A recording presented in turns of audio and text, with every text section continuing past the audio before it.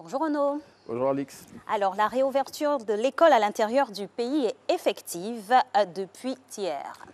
Bonjour à tous. Les cours ont repris à l'intérieur du pays. Fraternité Matin, dans son édition de ce jour, propose le pouls de la situation de ce premier jour de classe dans des villes telles que Yamoussoukro, Bouaké, Daoukro ou Bondoukou. Et Soir Info s'intéresse aussi à la reprise des cours hors du Grand Abidjan. Oui, à ce sujet, le confrère fait de graves révélations sur des chefs d'établissement aux pratiques très peu orthodoxes. À côté de cela, le quotidien lève le voile sur quelques difficultés liées à cette reprise dans le contexte du coronavirus. Il cite notamment le difficile respect des mesures barrières qui représentent un risque réel d'importante contamination. Il va falloir se pencher scrupuleusement là-dessus. Le plan national de riposte contre la Covid-19 à Bobo a son centre d'accueil et de dépistage.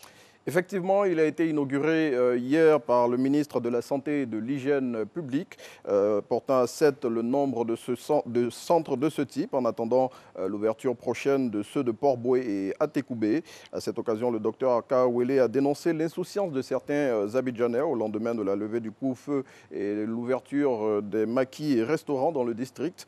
Selon le ministre cité par Soir Info, chacun doit être son policier dans la lutte contre la Covid-19.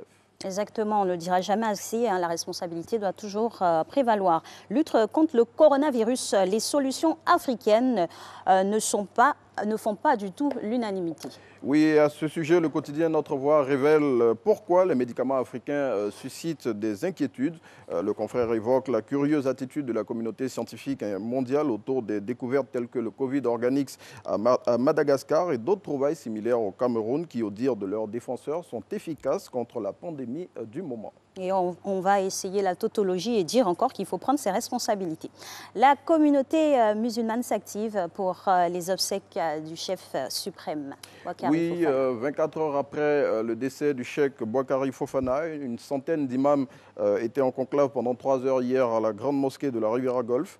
Présent à cette rencontre, le quotidien L'Inter indique que des témoignages émouvants y ont été faits sur la vie du défunt. Le confrère révèle ce qui a été décidé pour les obsèques de l'illustre disparu et propose un portrait de l'homme.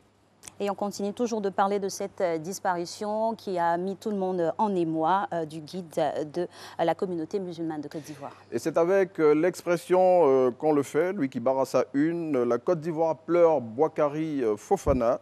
Le quotidien dit tout sur les obsèques du président du COSEIM, révèle ce qui n'a jamais été dit sur le cheikh depuis Houphouët-Boigny jusqu'au président Alassane Ouattara.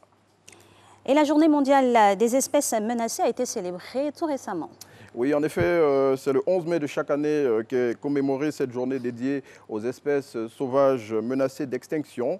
À cette occasion, la directrice générale de l'UNESCO, Audrey Azoulay, a révélé que si rien n'est fait d'ici à 2035, le lion pourrait disparaître totalement de certains pays de l'Afrique de l'Ouest, comme ce fut notamment le cas ici en Côte d'Ivoire. Et on n'aurait plus de roi de la forêt, ce serait grave. Vous nous proposez un chiffre pour refermer cette revue de presse. Oui, 3 milliards, c'est le nombre de personnes parmi les plus pauvres au monde qui se retrouvent abandonnées face à la Covid-19. Selon WaterAid, ces personnes n'ont aucun accès à l'eau potable et au savon, malgré le fait que le lavage des mains est un des moyens majeurs de limitation de la propagation de la maladie à coronavirus. Merci à vous, Monsieur Renaud. Merci, Alice. Vous serez présent encore demain au service des populations. Demain, ce n'est pas évident parce que c'est férié, les journaux ne paraissent pas. Vous êtes chanceux.